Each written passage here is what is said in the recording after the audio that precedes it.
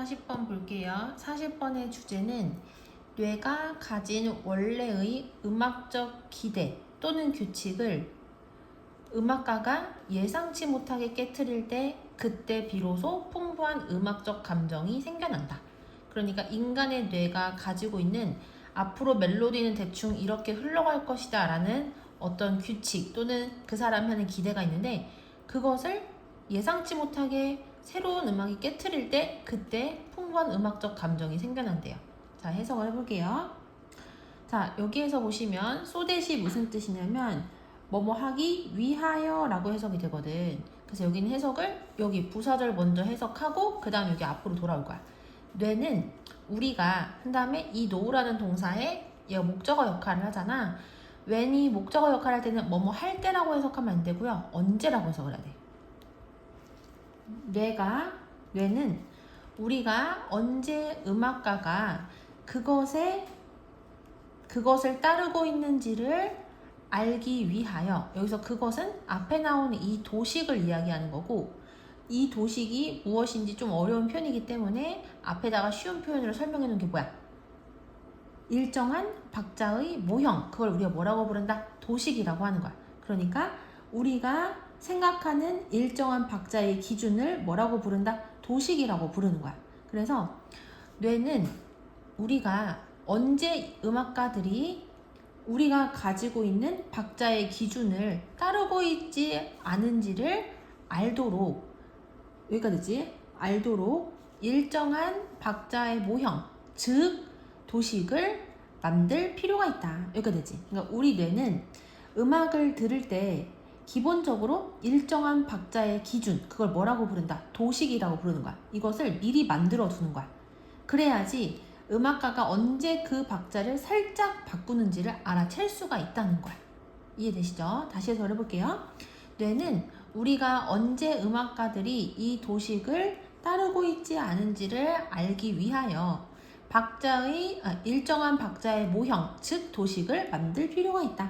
그 다음 넘어가서 이것은 멜로디의 변주들과 유사하다. 됐지? 그 다음에 즉 우리는 투부정사하기 위하여 이렇게 해석을 할 거야. 그럼 여기를 먼저 해석을 해야 되겠지. 여기서도 마찬가지로 in order to가 뭐뭐 하기 위하여라는 뜻인데 지금 in order to가 몇 개가 걸리냐면 know랑 appreciate 이렇게 두 개가 걸리는 거야.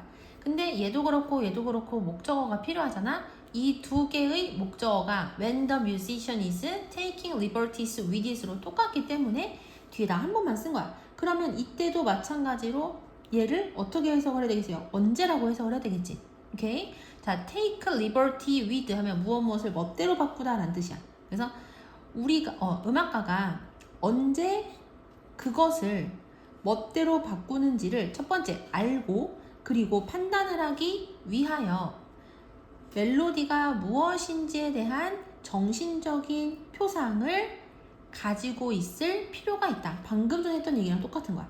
방금 전에 위에서는 언제 박자가 살짝 바뀌는지를 알기 위해서 일정한 박자의 기준을 알아야 된다고 했지.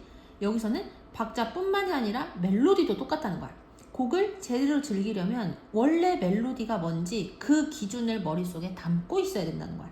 그래야지 음악가가 그 원곡을 자기 스타일대로 멋지게 바꿔가지고 연주를 할 때 여기에서 이 멜로디를 이렇게 바꿨네 하고 감탄을 하면서 감상을 할 수가 있는 거지. 됐죠?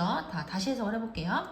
이것은 멜로디의 변주들과 유사한데 즉 우리는 하고 여기 해석할 거야.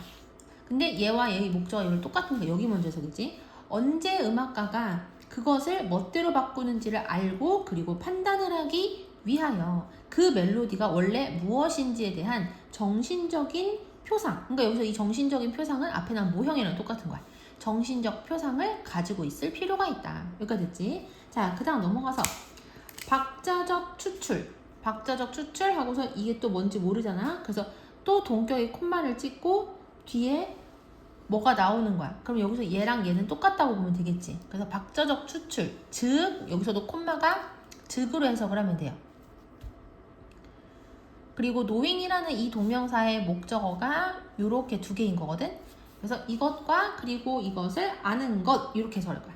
박자적 추출, 즉 박자가 무엇인지와 그리고 언제 우리는 이 박자가 일어날 것이라고 기대하는지 아는 것은 바로 음악적 감정의 뭐다? 중요한 한 부분이다. 그러니까 박자가 무엇인지 그리고 언제 이 박자가 발생할 것이라고 기대하는지를 아는 것. 이 두 가지가 바로 뭐다? 박자적 추출이고요. 그리고 이게 바로 음악적 감정을 일으키는데 중요한 부분이래. 그냥 넘어가서 그래서 지금 40번에 방금 전에 해석한 이 세 문장은요. 뇌는 음악을 들을 때 기준이 되는 규칙 그걸 우리가 뭐라고 부른다고 했지? 도식이라고 불렀고 그리고 그걸 또 뭐라고 그랬나? 정신적 표상이라고도 얘기를 했단 말이야. 그래서 여기에서는 모델 오브 컨스턴트 펄스 요거랑 내 노란색으로 표시한 부분 그리고 스키마 얘랑 그리고 정신적 표상 이 세 개가 다 똑같은 의미인 거야. 결국엔 그게 뭐야? 기준이 되는 규칙이란 얘기야. 그래서 음악을 들을 때 뇌는 기준이 되는 규칙을 미리 형성을 해놓는다. 여기까지 있죠. 자, 그 다음에 이제는 그 형성된 규칙이나 예측을 의도적으로 깨버릴 때 감정이 생긴다와 관련된 내용을 볼 거야. 음악은 하고 to 뒤에 사람이 나오면 얘는 누구누구에게라고 해석이 되거든.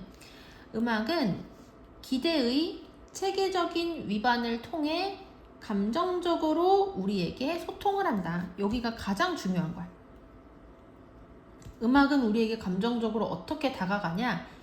기대의 체계적인 뭐를 통해서? 위반들을 통해서. 여기까지 했지? 자, 그 다음 넘어가서 이러한 위반들은 그 다음에 도메인이 무슨 뜻이냐면 영역이란 뜻이거든. 그래서 어떠한 영역 한 다음에 그 영역의 종류 그러니까 음악적인 위반이 일어날 수 있는 영역이 어떤 게 있냐? 높이, 리듬, 속도, 그리고 기타 등등의 영역 어디에서든 일어날 수 있고 됐죠? 일어날 수 있지만 그렇지만 그 다음 여기는 원래 문장의 주어가 they고 그 다음에 동사가 must occur해서 occur이 여기 원래 있어야 되거든? 근데 동사 이 발생하다라는 이 동사를 강조하기 위해서 어디로 보낸 거야? 문장의 맨 앞으로 읽는 거야. 그래서 어쨌든 그것들은 반드시 뭐 해야 된다? 일어나야만 한다. 됐지? 다시 해서 어려울게요.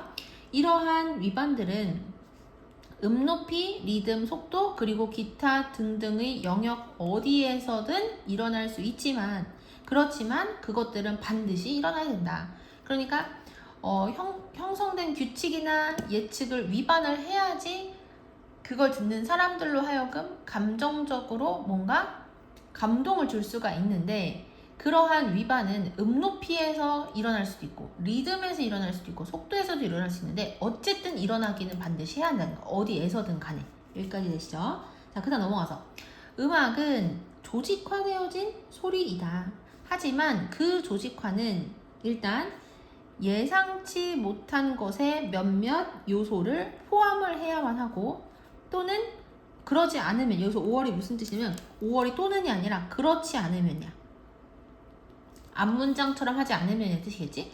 그렇지 않으면 음악은 감정적으로 밋밋하고 그리고 기계적이다. 됐지? 그래서 음악 그 자체는 여러 가지 어떤 요소들이 정리가 되고 조직화되어진 소리이긴 하지만 그렇지만 그 조직화에는 반드시 예상치 못한 것의 요소가 어느 정도는 들어있어야 돼. 만약에 예상치 못한 게 하나도 안 들어있어. 그러면 음악은 감정적으로 밋밋하고 기계적일 거라는 거야. 그래서 반대 사례. 그러니까 위반이 하나도 없는 그러한 사례에 대해서 얘기를 하고 있지. 그럼 어떻다? 밋밋하고 기계적이다. 그다음 넘어가서 결론이에요. 너무 많은 조직화는 기술적으로는 여전히 음악일지도 몰라. 음악이긴 해. 하지만 너무 많은 조직화는 아무도 듣고 싶어 하지 않는 음악일 것이다. 그래서 음악에 위반 사항이 없으면 그러니까 의외성, 예상치 못한 것이 없으면 아무도 듣지 않을 것이다. 됐지? 자, 여기서도 보시면 이 대은 목적격 관계 대명사예요. 왜냐면 listen to라는 이 동사에 목적어가 빠져있기 때문에 그렇겠지. 됐죠?